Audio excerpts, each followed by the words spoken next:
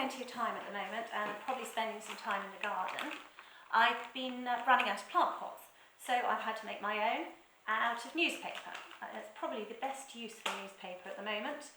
And what's going to go in it is probably what's in the papers at the moment. But anyway, what you need is a piece cut from a broadsheet. So this is one sheet, and then you need to fold it in half. Try and get the folds fairly accurate because it does make it easier in the long run. Fold it in half like that, and then you're going to fold the sides, the corners into the middle, using this centre fold as a guide.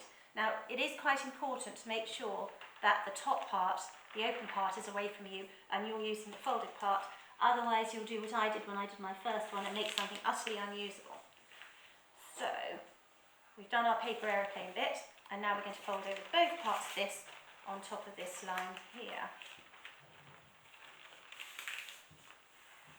Okay, fold this one back, and we're just going to do this side for now. So, we're going to fold that to that line just above it so it's easier to fold it over, and then over those two.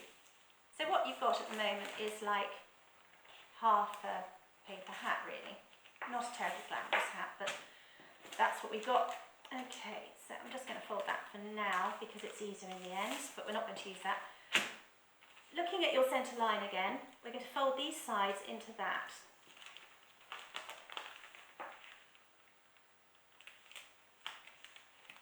Again, try and make the folds quite accurate and press them down well because it makes it easier when you come to turn out the pot in the end. So, got both of those done like that, and we can fold that over, make the mark. So now you've got this sort of thing here. Obviously we need to fasten this here, so we're going to fold these bits down, leave a little bit of space. Gosh, this is really not a very accurate one, but it's only going to get manure in it anyway, so it's not the end of the world. So that now has to tuck over here. It can be easier to fold these corners over a little bit because it'll help you tuck into these bits. You don't have to tuck into that bit, just into those flaps there. So I'm going to try and do that. This is the really fiddly bit actually, where you tend to rip the paper a bit and possibly swear. I will attempt not to do that while the film is going. It seems a little bit impolite. So I'm just trying to shove it in there rather inelegantly. And eventually, with a little bit of to and fro, we have this, which looks a bit like a bishop's mitre. Not quite as glamorous really.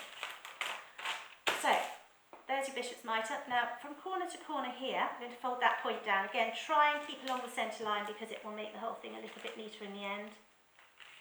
So, you can see this, it isn't terribly good. I wouldn't really call these origami pots because it's a bit of an insult to origami. But and there's probably technical names for the folds, but I don't know what they are.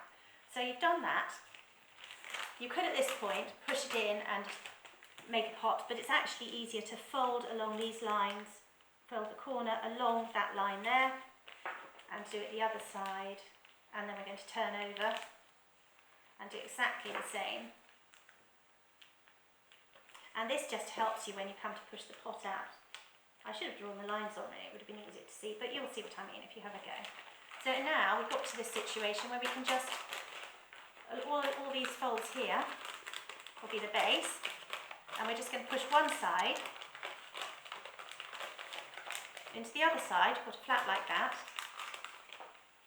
and inside flatten out the crease there, and you can then fill your pot with pretty much what the newspapers are filled with anyway, but you might get a bit more goodness out of it. So I'm going to fill these with some earth and tomatoes.